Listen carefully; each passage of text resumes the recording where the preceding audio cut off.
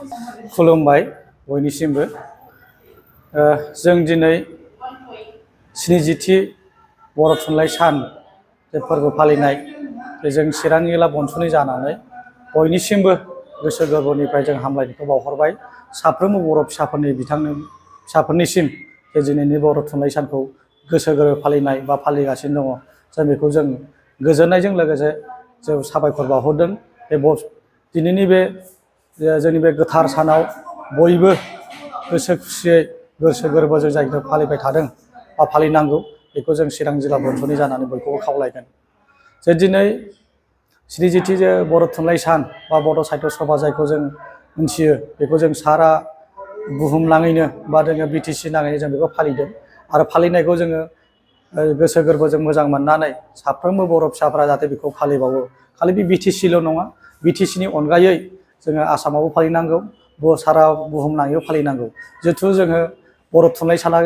not only for Bodoland area खालि जोंनि बड'लेण्ड एरियानि थाखायल' नङा बे सारा अल पिपोल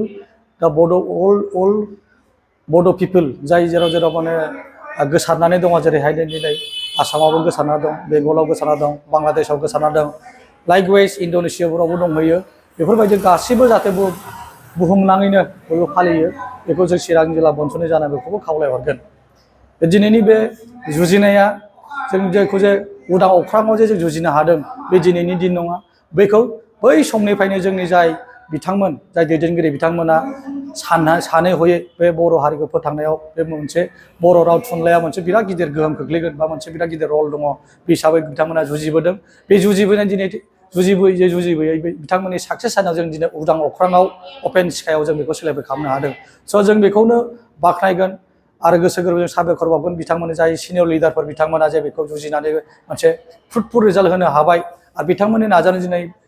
जे जोंनि बड' लेंगुवेजआ 8 शेडिउलाव हाबदों आरो बेखौबो जोंनि थाखाय बिराद गोजोनथाव बाथ्रा आरो जों गोसो गोरबोजों बिथांमोनखौ जों साबायखर बावगोन आरो बेखौ जों गोग्गानानै बुंनो हागोन दे चिरां जिल्लानि बनस'आ गोग्गाना बुंनो हायो बिथांमोननि मावनाय आदब खायदा बिथांमोना जे टेकनिकजों मावबोनानै बर' हारिखौ जौगाहोदों बे हारिखौ जोङो जेब्लायबो मोजां मोनगोन अनसायगोन आरो बिथांखौ जों जेब्ला गोसो गोरबोजों गोसो खर' दाना बिथांमोनखौ अनसायगोन आरो साफ्रोमबो रायजो राजा बिथांमोनखौबो अनसायगोन होननानै जों मिजिंथिदों आच्छा बे बर' बिजोंनि बा बर' मिडियामनि जिथु जेंना जा बिजाबनि जेंना बे जेंना दिनैसिमबो सल्भ जायाखै बेखौ सल्भ जागोन होननानै आसा खालामो जे बिथांमोना दिनै एनुवेल कनफारेन्स खुङो बिराद गिदिर गिदिर कनफारेन्स खुङो जेराव कनफारेन्सआव नोङो 10 crore 20 crore बिथांमोना बाहायो बा 50 crore गाहाम बाहायनाय खोनायो बा 20 lakhs बेबायदि गोबां रोखोमनि हिउज एमाउन्ट अफ मानि स्पेन्ड खालामो बे मोनसे प्रग्राम अर्गानाइज खालामनायाव दा जोंनि बे दैदेनगिरि बिथांमोननि दैदेननायाव आंनि साननायाव बिथांमोना जुदि बे लेखानि जेंनाखौ जुदि नोङो समाधान जानांगौ होनना आं सानो मारै होनोब्ला मोनसे एनुवेल कनफारेन्स खुंनायाव गोबां रोखोमनि एक्सपेन्डिचार जायो जों खोनानो मोन्दों अबेबा कनफारेन्सआव 5 crore बाहायनो अबेबा कनफारेन्सआव 10 crore बाहायनो आं खावलायगोन चिरां जिल्ला बनस'नि जानानै बिथांमोना जुदि अबेबा बाजेट जुदि बानायदोंब्ला अबेबा एनुवेल कनफारेन्स खुंनायाव जुदि 10 crore गाहाम जुदि बाजेट बानायदोंब्ला आं बेखौ खावलायगोन बिथांमोना 10 lakhs बुक्सआव इनभेस्ट खालाम 10 lakhs लेखा साफायनायाव बा बेखौ बोसोरै नोङो साफायनानै बे जाय मोननो हायै बा बिथांमोना जाय बायनो हायै गरिब गुन्द्रा स्टुडेन्टफोर दङ बिथांमोना राननानै हो बेबायदि एफा एफा सानफा एफा बोसोराव रानना होबाय थायोब्लानो बिथांमोननि बे लेखानि बिजाब बा बिजाब साफायनाय जेंनाया आं जोबगोन होननानै सानो मानो होनोब्ला गभर्नमेन्टनि आसाय थाबाय थायोब्ला जों बेखौ हयथ' जों बेकवार्ड जागोन आरो जों गभर्नमेन्टनि आसाय जों थाबाय थाना किसुमान जों भलुन्टियारि जिखौ खामानि मावनो ओंखारदों जेब्ला बेखौ जों मावनायानो गाहाम आरो जों लिडारफोरखौ स्ट्रंलि खामानिखौ मावनांगौ होननानै आङो सानो माखासे सरकारि स्कुलफोराव माखासे मास्टारफोरनि जेंना आरो गोबां बिदिनो न'नि बायदिसिना जेंना जिल्लानि जानाय वालनि जेंना बायदिसिना जेंना दं बेनि सायाव नोंथाङा बुंनो सानो आङो स्कुला मोनसे जाबाय मोनसे पियर मोनसे टेम्पोल स्कुल इसे मोनसे पियर टेम्पोल जाय टेम्पोलाव जोङो मोजां गथ'फ्रा फरायनानै इयुनखौ दाहैनो हायो हारिखौ फोथांनो हायो समाज सिबिनो हायो बेखायनो जुदि अबेबा मोनसे हारिखौ जुदि फोथैनोब्ला अबेबा जाथिखौ मोनसे फोथैनोब्ला बिनि इडुकेसन सिस्टेमाव स्कुल कलेजखौ बुथारबानो बे हारिया लासैनो सोदोमस्रि गैयै इडुकेसन गैयै जालाङो बेखायनो सरकारा जेब्लायबो जोंनि सायाव जिहेतु बर' हारिनि सायाव मोनसे थांखि दंखायो बे थांखि थानाय हिसाबै बिथांमोना जोंनि जेंनाखौ माब्लाबाबो सुस्रांनाय नङा बेखौ आं सानो बेखायनो आं खावलायगोन जोंनि लिडारफोरखौ जिखिनि जोंहा गावखुंथाय मोनसे गोहो मोननो हादों 6 शिडिउलनि गेजेराव